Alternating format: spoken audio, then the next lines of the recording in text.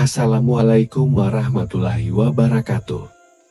Sahabat sejarah, pernahkah Anda mendengar sebuah kisah ketika seorang pemimpin desa menimbun beras saat rakyatnya kelaparan?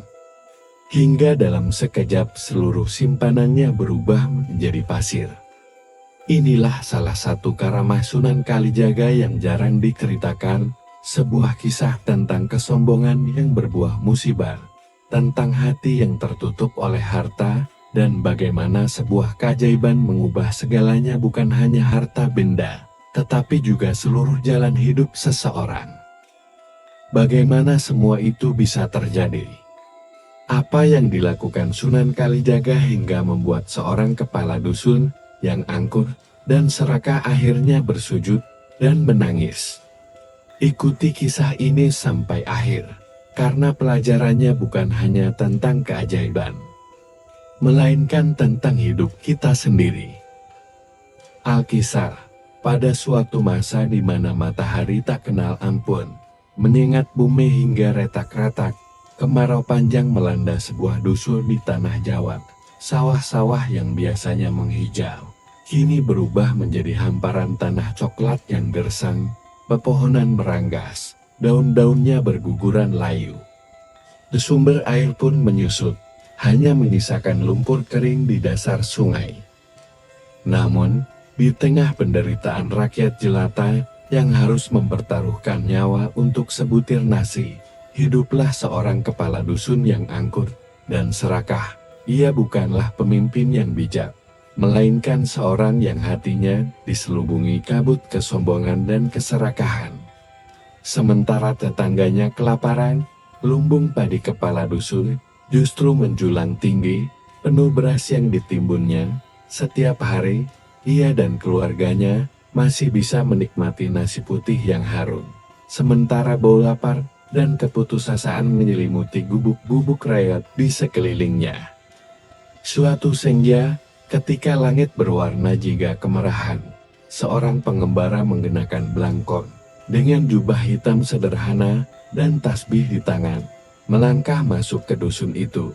Ia adalah Sunan Kalijaga. Pematanya yang jernih dan penuh keteduhan segera menangkap kepedihan yang terpancar dari raut wajah penduduk, anak-anak kurus dengan perut buncit, ibu-ibu dengan mata sayu, dan para lelaki yang tak berdaya.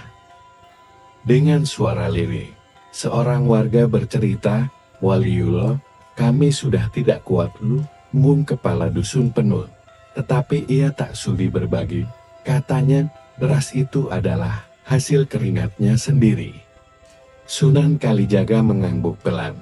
Hatinya tersentuh, tetapi kebijaksanaannya mengajarkan untuk tidak menghakimi sebelum menyaksikan sendiri. Ia pun berjalan menuju rumah kepala dusun yang berdiri megah di antara gubuk-gubuk yang reot.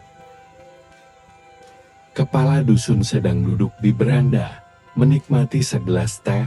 Melihat kedatangan tamu, ia tidak bangun, hanya melirik dengan pandangan merendahkan. "Ada perlu apa, tua?" sapa kepala dusun dengan nada dingin. "Salam sejahtera, Tuan. Saya hanyalah pengembara yang kehausan dan kelaparan. Melihat dusun ini sedang susah. Adakah kiranya Tuan berkenan berbagi sedikit beras untuk meringankan beban tetangga-tetangga Tuan?" pinta Sunan Kalijaga dengan sopan. Kepala dusun menyeringai. Ia bangkit dan mengajak Sunan Kalijaga ke lumbungnya. Dengan penuh kesombongan, ia membuka pintu lumbung yang besar. Gunungan beras putih dan wangi terhampar di depan mata. "Ini semua adalah hartaku," seru kepala dusun sambil menepuk-nepuk kantong beras. "Aku dapatkan dengan jerih payahku sendiri. Mengapa aku harus membaginya kepada orang-orang malas yang tidak mau bekerja sekeras aku? Lihatlah, ini adalah simbol kemakmuranku." Sunan Kalijaga diam sejenak, matanya memandang dalam pada si pemimpin dusun yang tersesat oleh kesombongannya.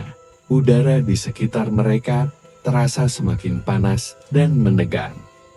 "Wahai kepala dusun, Suara Sunan Kalijaga terdengar tenang, namun berwibawa, bagai gemuruh rendah dari langit. Engkau berkata ini adalah simbol kemakmuranmu. Apakah kemakmuran sejati diukur dari timbunan harta sementara orang di sekitarmu merana? Apakah kekayaan sejati terletak pada beras yang bisa membusuk, atau pada kebajikan yang abadi? Kepala dusun tertawa getir. Nasihat-nasihatmu tak akan mengisi perutku tua. Beras ini nyata, inilah kekuatan.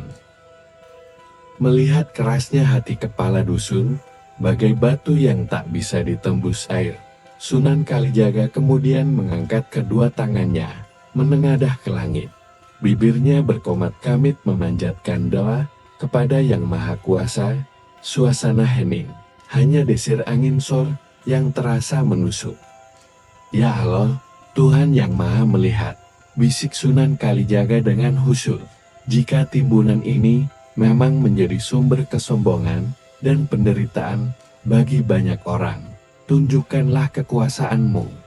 Biarlah ia menjadi apa yang sesungguhnya ia wakili, sesuatu yang keras, tak berguna, dan tak bisa disantap. Sebagai hati pemiliknya. Sebelum doanya selesai diucapkan, sebuah keajaiban, sebuah karama terjadi. Butiran-butiran beras putih yang gemuk dan berkilauan di lumbung itu tiba-tiba berubah warna, putihnya memudar menjadi kecoklatan, kilaunya hilang, digantikan oleh kesuraman. Kepala dusun yang sedang berdiri dengan sombong, terpana dengan gemetar, ia mengambil segenggam beras itu. Bukan lagi tekstur yang halus dan mudah dipecah, melainkan butiran-butiran keras dan kasar. Apa? Beras saya menjadi pasir. Teriakan kepala dusun tersangkut di kerongkongannya. Ia menjatuhkan pasir itu dan berlari ke tumpukan lainnya, meremas, melemparkan. Tetapi semuanya sama, seluruh isi lumbungnya, semua timbunan yang ia banggakan, telah berubah menjadi gunungan pasir yang tak berguna, wangi nasi hilang. Berganti dengan bau tanah dan debu. Tidak, tidak mungkin. Teriaknya histeris, jatuh berlutut di hamparan pasir yang dahulu adalah kekayaannya. Kesombongannya runtuh seketika, pecah bagai gelas dijatuhkan ke batu. Yang tersisa adalah rasa ngeri, penyesalan, dan kehampaan yang dalam. Sunan Kalijaga mendekatinya, wajahnya tetap tenang penuh belas kasih. Lihatlah, kepala dusun, inilah hakikat kesombonganmu. Ia terlihat berharga di matamu, tetapi pada hakikatnya, ia tak lebih dari pasir yang tak bisa mengenyangkan. Kekayaan sejati bukanlah apa yang kau timbun untuk dirimu sendiri, tetapi apa yang kau bagikan kepada sesama. Kesombongan kepala dusun runtuh seketika, bagaikan menara kokoh yang dihajar gempa bumi. Ia tetap terduduk lumpuh di lantai lumbung. Tangannya masih menggenggam erat pasir yang merupakan sisa dari kekayaannya. Butiran-butiran kasar itu menyelinap di antara jarinya. Sebuah metafora yang nyata tentang bagaimana harta duniawi begitu mudahnya lenyap. Suara isak tangisnya yang pecah memecah kesunyian senja yang mendadak terasa sangat dingin, bukan tangis kehilangan harta, melainkan tangis penyesalan yang dalam dan pedih, menyadari betapa buta dan tuli hatinya selama ini terhadap penderitaan orang lain. Sunan Kalijaga tidak serta-merta pergi. Sang wali duduk dengan tenang di samping kepala dusun yang hancur, memberikan ruang bagi jiwa yang terluka untuk merasakan seluruh berat dosanya. Teduh dari kehadiran Sunan Kalijaga bagai embun penyejuk di padang gurun hati kepala dusun. Waliullah, betapa hina diriku, desis kepala dusun dengan suara parau, air matanya membasahi debu. Aku telah menyembah berasku sendiri, aku mengira dialah sumber kekuatanku, hingga aku tega mendengar tangis anak-anak kelaparan, dan melihat tulang-tulang rusuk tetanggaku menonjol. Aku lebih menghargai butiran beras daripada nyawa manusia. Sunan Kalijaga meletakkan tangan yang hangat di bahu kepala dusun yang menggigil. Bangkitlah, wahai saudaraku, dosa yang disesali dengan tulus adalah pembersih hati. Allah Maha Pengampun, pertandanya telah kau saksikan sendiri. Ini, apa yang akan kau lakukan? Pertanyaan itu bagai cambuk di dalam kalbu kepala dusun. Ia bangkit dengan semangat baru yang menyala-nyala, bukan semangat untuk menimbun, tetapi semangat untuk memberi. Ia tidak lagi melihat pasir di lumbungnya, melainkan melihat cermin kesalahannya yang telah diampuni.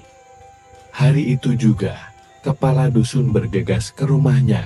Ia mengumpulkan seluruh keluarganya, dan dengan suara lantang ia menyatakan penyesalannya. Dengarkanlah. Mulai hari ini, kita hidup untuk berbagi. Ia kemudian memerintahkan anak-anaknya untuk mengambil semua harta benda yang masih bisa dijual, perhiasan istrinya, kain-kain bagus, dan bahkan sebagian perabotan rumahnya yang mewah. Dijual semuanya. Perintahnya, uangnya kita gunakan untuk membeli beras dan bahan makanan dari dusun seberang. Keesokan harinya, sebuah pemandangan yang tak pernah disangka-sangka oleh penduduk dusun pun terlihat.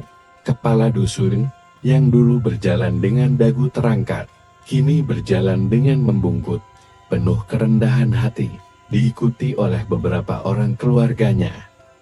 Ia mendatangi setiap gubuk yang paling rewel. Di tangannya, ia membawa beras, gula, dan kebutuhan pokok lainnya. "Maafkan saya," ujarnya kepada seorang janda tua yang terkejut, sambil menitikan air mata. "Terimalah ini sebagai permintaan maaf atas kelaliman dan kesombongan saya." Ia mendatangi keluarga yang anaknya kurus kering karena kurang gizi. Ia membantu mengurus seorang lelaki tua yang sakit sendirian. Setiap pemberiannya disertai dengan permintaan maaf yang tulus dan pelukan yang hangat. Awalnya, penduduk masih sinis dan takut. Tetapi mereka melihat cahaya penyesalan yang tulus di mata kepala dusun. Kekakuan itu pun luluh, digantikan oleh keharuan dan air mata maaf. Sunan Kalijaga yang mengamati dari kejauhan tersenyum lembut. Ia melihat bukan hanya sebuah lumbung beras yang berubah, tetapi sebuah dusun yang sedang disembuhkan. Hati kepala dusun yang bertobat telah menjadi benih yang menumbuhkan solidaritas yang luar biasa. Kepala dusun tidak berhenti di situ. Dengan semangat baru, ia mengajak seluruh warga bergotong royong. Lumbung pasirnya yang menjadi simbol kutukan, ia bongkar. Kayunya digunakan untuk memperbaiki rumah-rumah warga yang bocor. Lahan tempat lumbung itu berdiri, ia jadikan kebun komunal tempat semua warga bercocok tanam sayur-sayuran bersama-sama. Dusun itu pun berubah, bukan karena mantra atau keajaiban instan, tetapi karena sebuah hati yang diubah oleh kasih dan kebijaksanaan seorang wali. Kemarau secara fisik belum sepenuhnya berakhir, tetapi kemarau di hati mereka telah diguyur oleh hujan tobat dan persaudaraan. Mereka tidak lagi menjadi kumpulan individu yang saling menderita, tetapi sebuah keluarga besar yang saling menguatkan. Sunan Kalijaga pun berpamitan. Sebelum pergi, ia berpesan kepada kepala dusun, "Jagalah hartamu yang sejati, wahai pemimpin, bukan yang ada di lumbung, tetapi yang ada di dalam hati rakyatmu, rasa cinta, percaya, dan kesetiaan mereka." Kepala dusun membungkuk dalam-dalam, dengan mata berkaca-kaca. "Terima kasih, Waliullah, engkau tidak mengutukku, tetapi menyelamatkanku. Beras itu memang harus menjadi pasir, agar mataku terbuka melihat pasir dasar hatiku yang gersang. Kini, aku akan berusaha menjadikannya subur kembali."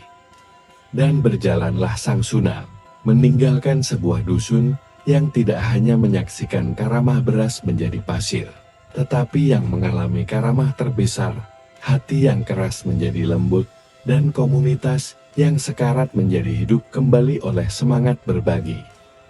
Semoga kita bisa meneladani sikap kepala dusun yang berani mengakui kesalahan dan memperbaiki diri. Serta semoga kita dapat mencontoh dakwah Sunan Kalijaga yang lemah lembut, namun penuh makna. Terima kasih sudah menyaksikan kisah ini hingga akhir. Jika kisah ini menginspirasi Anda, jangan lupa tekan tombol like sebagai dukungan. Subscribe agar tidak ketinggalan kisah-kisah berikutnya. Dan bagikan video ini agar lebih banyak orang mendapatkan pelajaran berharganya. Sampai jumpa di kisah selanjutnya. Wassalamualaikum warahmatullahi wabarakatuh.